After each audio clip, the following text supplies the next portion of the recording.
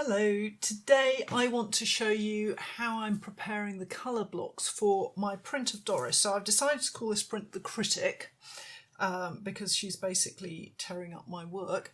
And I've already made a film explaining about the other print, the Sisters, and how I've broken up the colour blocks. So basically here I have now cut out all the excess detail of the paper. I mentioned that too in a previous film, that I had put far too much detail in here and it was all a bit overwhelming. So I've cut away a lot of the lines from here. So I now have two pieces of paper. But I decided that what I also needed was a table. So I worked out kind of the angles, really. I based it on the sort of shapes that I wanted to create. I like the idea of this kind of leading triangle here. So if I move on to this print, which is coloured in a bit better so you can see what I'm working on, I've got the table to insert into the print, because when I did my colour blocks and offset them, there was no table. So now I've got a table, so I need to know for the colour blocks where that table sits so that I know where to cut out. So I have to add that. I've also been trying to work out where the shadows fall so that I know for cutting the shadow blocks. And there are a couple of places here that I've ringed because I don't like the line. So I've taken out a bit of excess detail. And also here, I just didn't like the lines here. So I've gone in, as you can see, with the cutter and just taken out a bit more detail. This is the block that prints the black, the line block. And I also discovered when I was looking at the sleeper, the Sisters with the sleeping Doris, that having all the frames left in for all the colour layers was a mistake, so I'll be taking those out. So the next thing that I need to do is to put where the table is on these two blocks here. Now I have already cut out the table block, so this block here is just the table. So with the registration all matching up, I should be able to drop the table into the two other blocks as a guide without it overlapping anything. So we'll see how we get on with that. So I've got water-based ink here.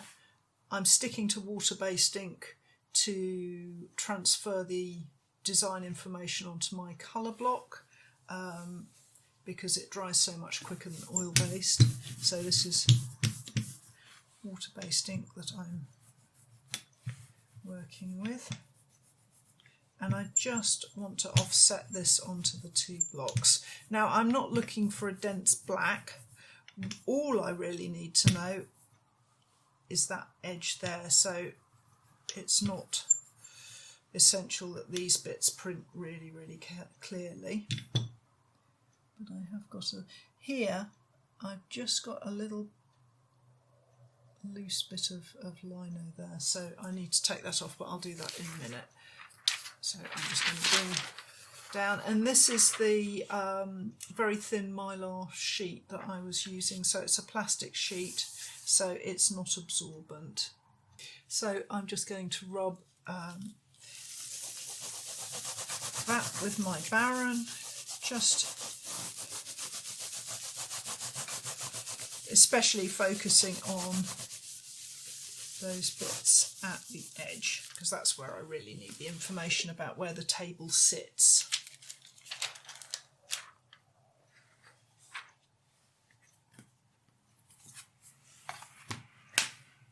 So you can use this method of offsetting for any of the blocks onto any of the other blocks. So if you suddenly decide to insert more information or more blocks into your print, you can offset them one to the other and still be able to line everything up. So here I come with additional information